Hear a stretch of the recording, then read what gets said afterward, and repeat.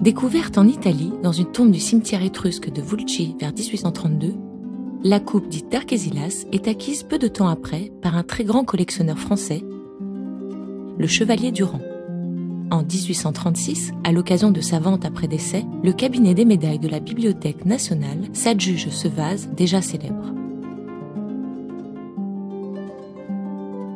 Sur cette coupe, la scène représentée se déroule à Cyrène, une colonie grecque de Libye actuelle.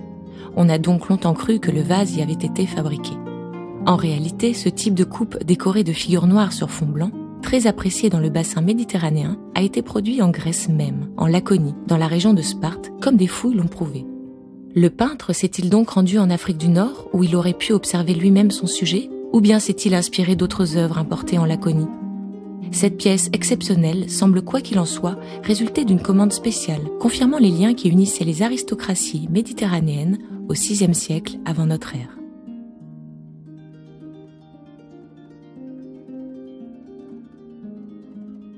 Les représentations à caractère historique sont très rares dans l'art grec, et la coupe d'Archésilas en offre le premier exemple. Pourtant, son interprétation fait encore débat aujourd'hui. À gauche, un personnage richement vêtu nommé Archésilas est assis en majesté sous un auvent. Le style employé par l'artiste conduit à dater le vase du règne d'Archésilas II, dit le Dur, qui dirige la colonie grecque de Cyrène vers 560 avant notre ère. Quelle est donc la marchandise que ces personnages pèsent, mettent en sac et stockent en réserve ? De la laine, du sel gemme ou peut-être plus probablement du silphione, une plante dont le radical apparaît dans l'inscription Slyphomakos. Ce végétal sauvage, désormais disparu, ne poussait que dans l'arrière-pays libyen. Il se prêtait aux usages les plus variés, plantes médicinales, mais aussi condiments ou légumes en cuisine. Très prisé et exporté dans toute la Méditerranée, le silphione est devenu le symbole même de la cité de Cyrène.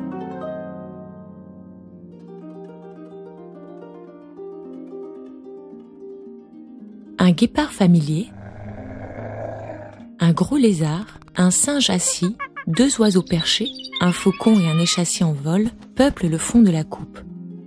Caractéristiques de la faune d'Afrique du Nord, ces animaux contribuent sans doute à doter cette scène cyrénéenne d'une connotation égyptienne. En effet, cette image offre des analogies frappantes avec la pesée des âmes dans l'iconographie de l'Égypte toute proche. Une balance structure l'image. La position du roi rappelle celle d'Osiris, le dieu des morts. Le primate est juché sur la balance comme le babouin assesseur du dieu Thoth.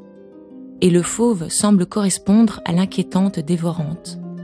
Comment lire cette scène ? S'agit-il d'une image de propagande qui célèbre l'alliance entre Archésilas et le pharaon Amasis ?